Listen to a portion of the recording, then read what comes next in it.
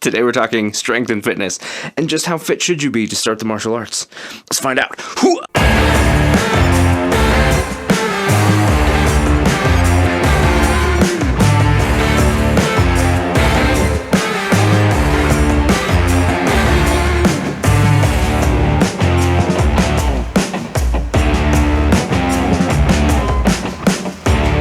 Hey, what's up? I'm Ken. This is kenfuTV, and each week I release videos in the martial arts, philosophy, technique, training, that sort of thing. So if that's the sort of thing you're into, I hope you stick around. I hope you subscribe. If you like this, be sure to tell YouTube you like it by hitting that like button. And while you're down there, leave a comment. We do a comment section at the end of the video with comments of the last week, so drop one in. We'll talk about it. Sometimes these videos are longer than the average attention span, so I drop chapter markers down below so that you can jump to the part that you're interested in. So today, let's talk about fitness. A question that comes up often is...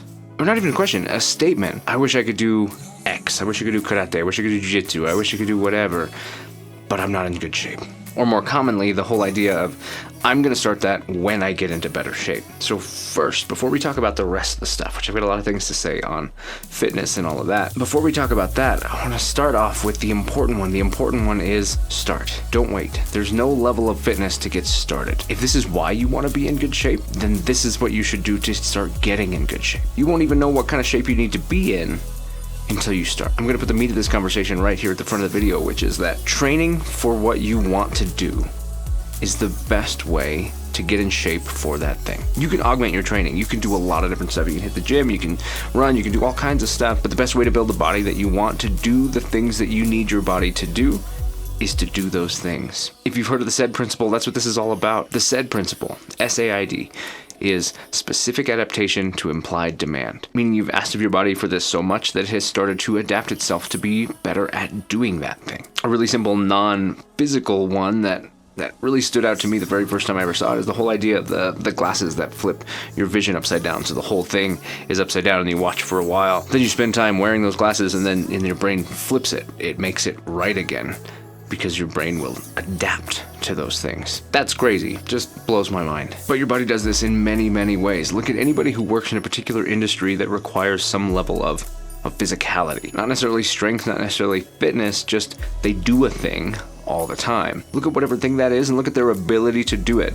And the musculature or the flexibility or whatever it is that it takes to do that, and notice that it is higher than somebody who doesn't do that thing typically. And this is it, right? It's repetition of building the things that you need to do the thing that you want to be able to do. So most importantly, if the martial arts are what you want to do, find a school that'll train you and get started. No good school should turn you away because of your level of fitness. If there are health risks, that's something to be talked about. Just not having a level of fitness is not the same thing. Now, if you're going to a gym that's specifically for competition fighting or something like that, and you are in the obese category, then they might turn you away just because you're not there, right? And they've got to focus on that. And it makes sense. And today we're mostly going to talk about context, and that's exactly what that is does the context match the goal? So back to the core principle of this video, of my thoughts on this matter, is context.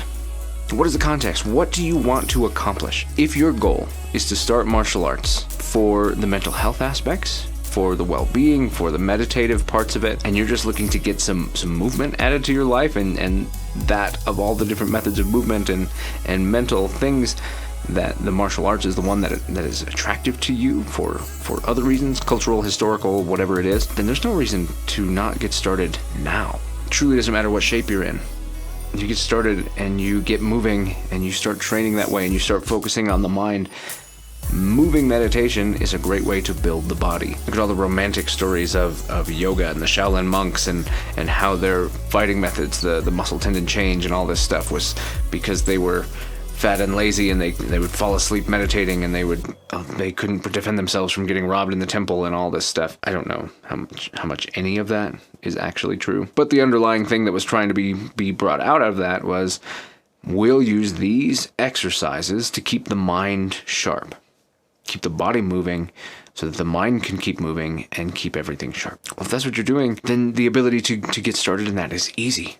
Just start. Do it! I shouldn't be allowed to make videos some days. The second thing we need to talk about, so context, and context is going to be interlaced through this entire video. The next thing we need to talk about is stamina. I guess stamina and strength, but stamina is the big one. Strength, you will develop strength To be completely honest with you, if I wish I could find a picture of what I looked like before I started. Any amount of size that I have, anything at all that I have either comes from doing the martial arts or loving to eat. But that's also the truth. Between those things, I don't really go to the gym. I've never really been one to lift weights. I've never really been one to do heavy cardio, that kind of thing. Like, it's just, it should be who I am. My health would be probably even better if it was that way. But it's not who I am. Instead, I'd rather be on the mat training what I train. Based on my size and my shape now, I can tell you that works. That strength can be developed. The musculature and all of that can be developed by training the thing that you want to do. Benefit for me, the biggest benefit from that is that truly all of the muscle that I've developed, all of the strength and the posture and all of the things that I have developed have been specific to what I want to accomplish. They've been developed by doing the thing that I want to be good at. Can you augment? Absolutely. You can absolutely coordinate workouts and exercises and things that are going to accelerate the growth of that. They're going to accelerate your ability and your skill. And if you want to do that, then you should find a personal trainer. Even if you just spend a few sessions talking to them about your goals and having them help you outline the kind of things that you need to do that you can do on your own. You don't have to train with a personal trainer to be able to benefit from at least paying for a session or two to get the knowledge. They study the nutrition in the body and the biomechanics and the muscle growth and all of the different exercises and the ways that you go about it. Their ability to give you a good solid understanding of how you should approach your training is huge. Look someone up and spend that time. It's absolutely worth it. So let's dial these things in together. The two big ones, context and stamina. Let's break it into a couple categories. Is my training for my mental health and my general physicality, my ability to move? Okay, that brings in things like Tai Chi and yoga, but karate and other things, any of the arts can have those benefits, and that's what you want to have. Then just get started. You can use those arts to develop what you need, and the stamina required is minimal because your goals are not stamina driven. Now let's look at the other end of the spectrum. Say you want to be a high-level fighter or a high-level competitor. The stamina is going to be the thing that defines it for you. You need the stamina to be able to sustain the amount of time that you have to put your body at that level of exertion. So if you're going to go do 3 5-minute rounds with somebody who is incredibly challenging for you, where you're going to have to work really hard the whole time in a very explosive way, then if you don't practice, if you don't train to do that, and you don't have the stamina to survive more, truly, not just that, but more than that, then you're going to struggle. So the level of fitness that you need to do that needs to be defined by, if I need to be able to do 3 5-minute rounds at peak performance, then I should probably be able to do 4 or 5 5-minute rounds at peak performance, so that those 3 rounds don't just completely tap me out. Because if me and that person are matched up in a way that we go that whole thing, then I don't want the last thing to happen to me to be I just ran out of gas and they won because I just didn't have anything left. Right? So the amount of training, the amount of fitness, and the amount of augmented training, so the on the mat training and training in gyms and things like that, is going to be defined by what it takes for you to get that level of cardio, that level of stamina. And again, it's really important that a big part of your growth is doing the thing that you need to be good at. You need stamina for fighting if you want to be a fighter. Being able to run for an hour is not the same as explosively using your body to fight someone for 5 minutes. Since they're not equal, you have to make sure that your training is incorporating the thing you need to be good at. You're going to hear me say that over and over. You're going to get tired of hearing me say that, but that's the thing. That's it. This video is way long for saying you need to train to be good at the thing you want to be good at, but it's the truth. Developing your level of fitness comes from that. If you want to be good at the martial arts from a self-defense perspective, then you still need a high level of stamina that allows you to maintain an explosive level of violence long enough to make yourself safe. A minute could feel like a complete eternity. And if you're gassed after 15 seconds of doing that, you could die. If your goal is to be able to make sure that if you are in a situation like that you survive, then you need to have the stamina to survive that situation. That's an unfortunate one. There's no getting around the truth of that. If you run out of fuel, if you run out of energy when you're trying to defend yourself and you just completely gas out and become incapable of continuing, You don't get to choose what happens next. So having some level of fitness and some level of control, and specifically a level of being able to ramp yourself up and ramp yourself down are huge. You got to be able to have that. And lastly, if you want to be a casual practitioner, somebody who is involved in the martial arts, to be able to enjoy what they have to offer generally. And you might do a little sparring, you might do katas or forms, you might do bag work, you might do some more historical and cultural kind of things. Any and all of it, you're just interested in doing it. You're not looking to be a high-level performer in a competitive state. You're not looking to be a high-level person from a defensive state. You're maybe into it or maybe not into it from a very mental state. Then you've got kind of a general stamina level. You need to be able to last at least as long as a class runs so that you can get the most out of that training opportunity. And the intensity of that training opportunity is going to be based on the art and based on the context of that situation. So now that we've got these 4 areas, right? We've got the mental side, the competitive side, the self-defense side, and the general side. We decided context defines all this. So those are my contexts. Each thing that I need to be capable of doing is based on those contexts. And maybe I have combinations of those, but it's easier to just pick the more demanding of the set that you're interested in and focus on it, because if it's more demanding, then the level of fitness that you need for the other one's probably less. That context defines the stamina and the strength that you need in order to be able to accomplish your goals. And that's truly it, right? You don't have to reach some mark set by someone else. You need to be able to reach your goal set by you. So now, what level of fitness should you start at? It's going to sound like a cop-out, but the level of fitness you should start at is the level of fitness you are at right now. You will develop that, and you won't truly understand what is needed for you to get to that level of fitness without understanding the context and getting a chance to see where your weaknesses, where your deficiencies are.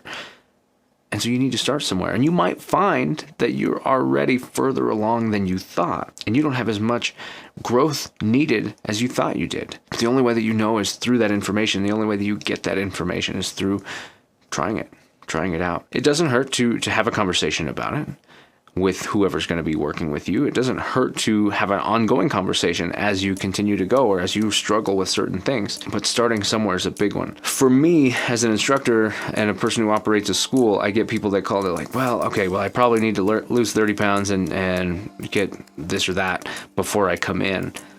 I hate that answer, because when are you going to do that? You can do that in the next couple months. You can do that in the next couple of years. I don't know when I'm going to see you.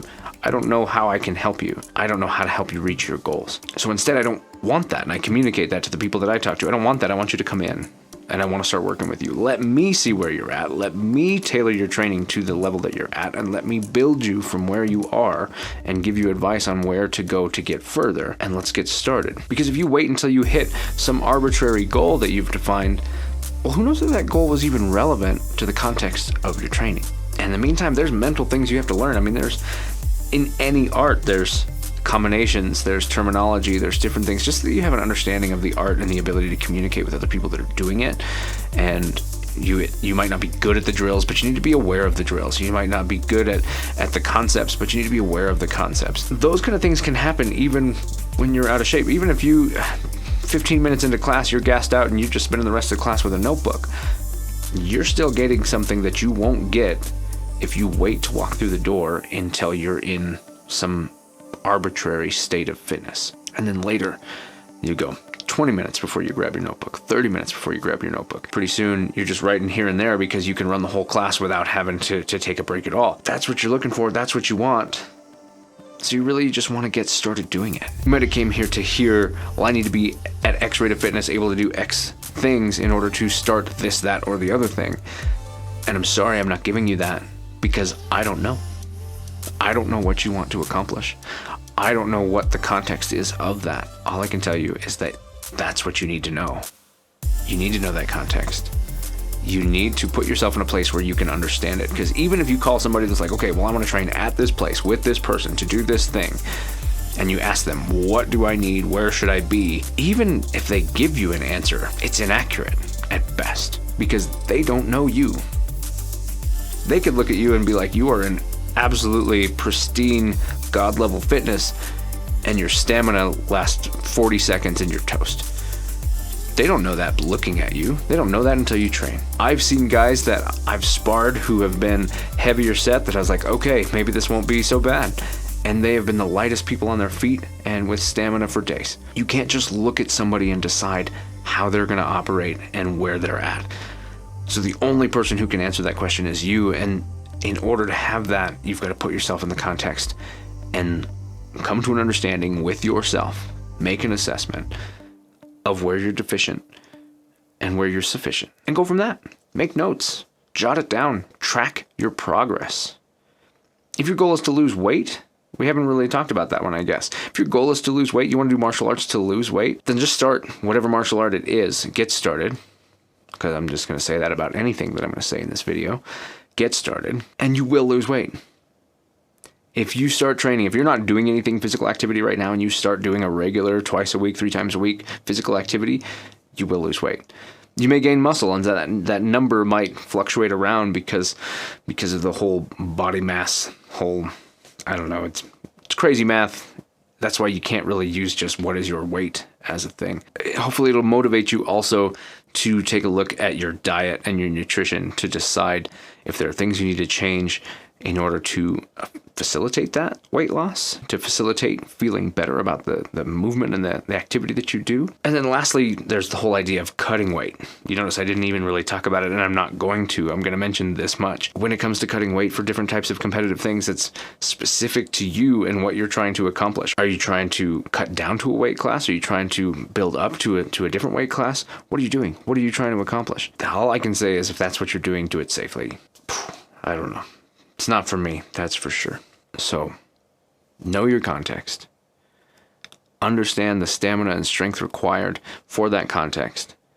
And mostly, get started. Now, speaking of get started, we're going to get started reading the comments from last week, and then we'll wrap this up.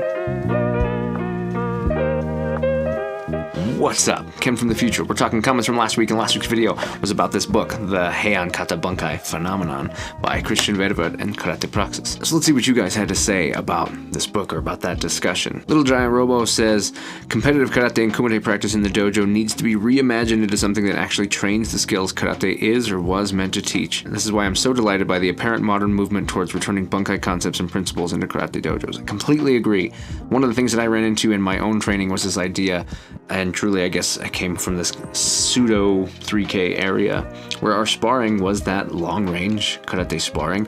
We could move in and do takedowns and throws, but they were hard. It was really hard to do when you had a consensual fight with somebody who was maintaining distance from you. A lot of the movement that you had to do to get behind somebody or into the right place was just really, really hard. So the times that you'd land that was so minimal. And then we started grappling. In fact, we started playing a game of belt tag where you just try to get the other person's belt off while not losing your belt. That's been one of the best ways to warm up class, but it has shown the place you need to be able to deploy kata, to be able to deploy techniques from the kata. It was meant for that range. It wasn't meant for this long range.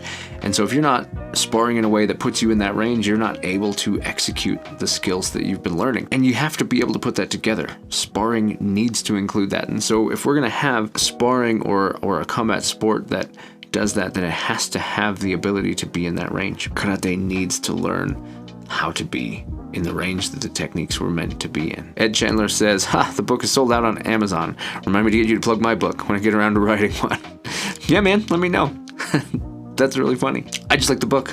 It's one that I bought personally, and I read it and I enjoyed it and I wanted to share it with you guys. And so if you get around to writing a book, or anybody watching this, if you have a book that you have written or even just recommend, tell me about it. If I enjoy it and have there's something inside of it that I want to share with people, I'm going to. I don't get paid to do that. I don't even let people know. Christian didn't even know that I was doing this. When I posted that video, I don't even know if he's seen that video, because that's not why I did it. I did it because I like what was there. And I felt like there was value for people to know about it. And I felt like it had impact for me. So if you got recommendations on things that I should read, or if you've written something that you'd like me to take a look at, let me know. Red Pants says, I think the transition from student to instructor is hard. We feel like we're left behind, but our understanding comes from a new place. Not to mention making that separation from follower to leader. It's not an easy transition. I don't think it should be something people have to do. Interesting. Don't think it should be something that people have to do. Now, Well, I think maybe there's a difference between a leader and a teacher. And this is me arguing for the teaching side because I think that it's really important, and I do want people to have that skill. I do know and appreciate that there are people who can be functional at the thing that they do and not have the ability to teach it.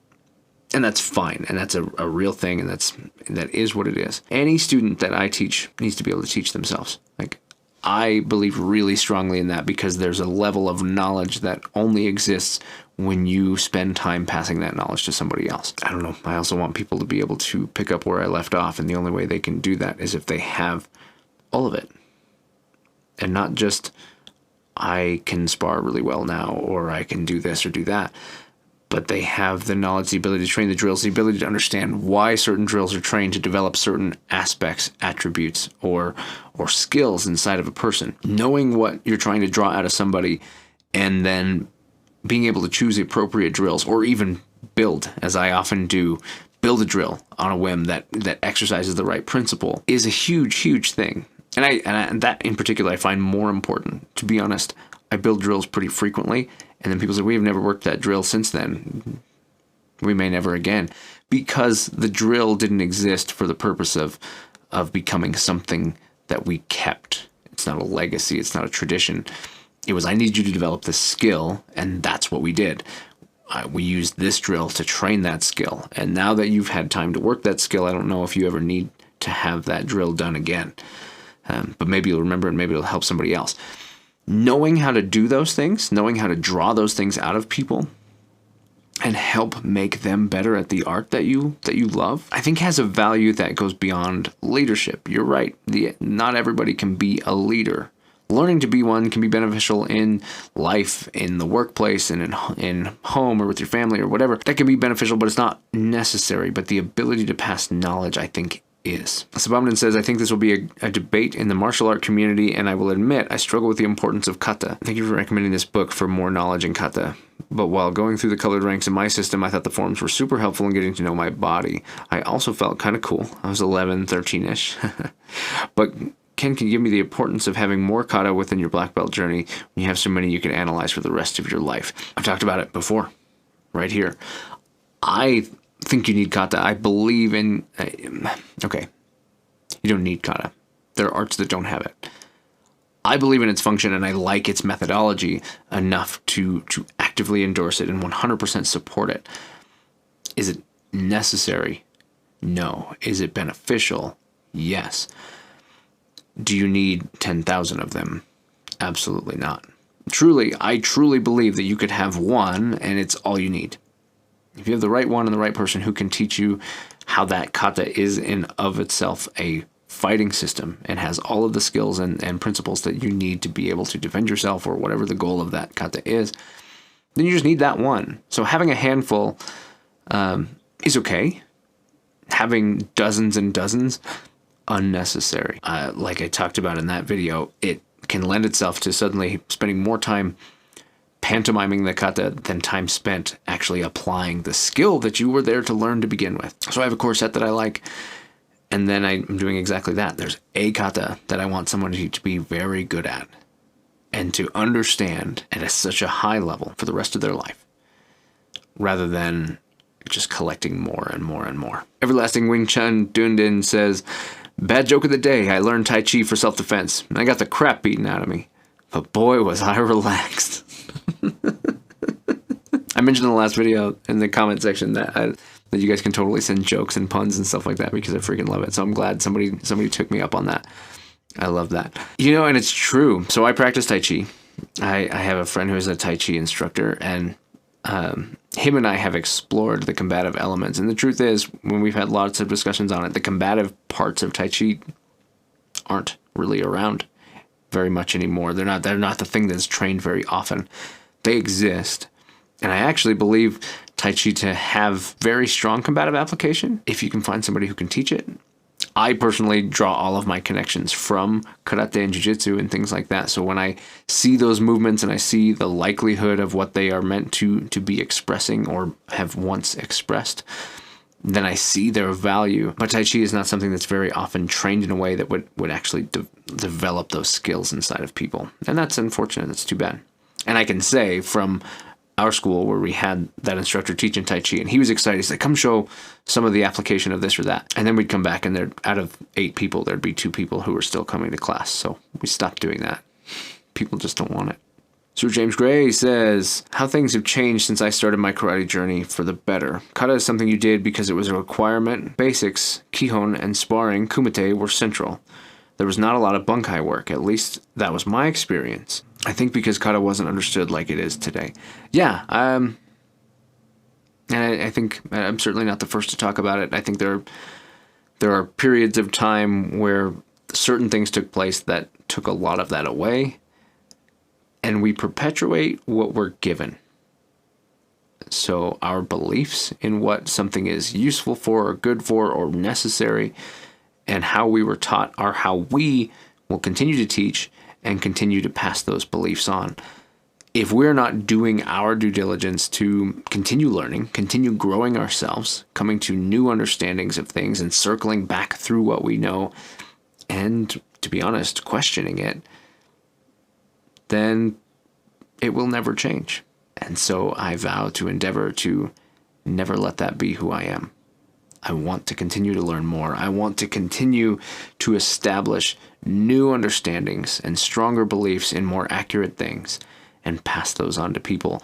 Not people who can pass on what I have done, but people who will continue to do that same research and that same understanding and that same questioning of their beliefs through their journey.